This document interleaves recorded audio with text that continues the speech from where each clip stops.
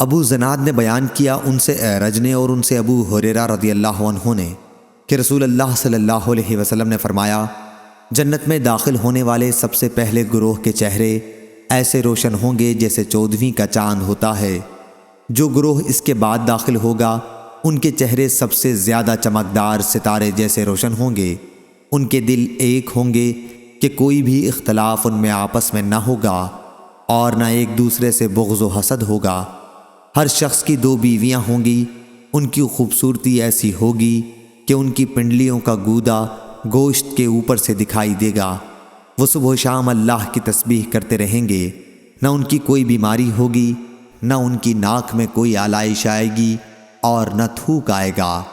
ان کے برتن سونے اور چاندی کے اور کنگھے سونے کے ہوں گے، اور ان کی انگیٹھیوں کا ایندھن الواح کا ہوگا۔ ابو الیمان نے بیان کیا کہ الواح سے عود ہندی مراد ہے اور ان کا پسینہ مشک جیسا ہوگا۔ مجاہد نے کہا کہ ابکار سے مراد اول فجر ہے اور العشی سے مراد سورج کا اتنا ڈھل جانا کہ وہ غروب ہوتا نظر آنے لگے۔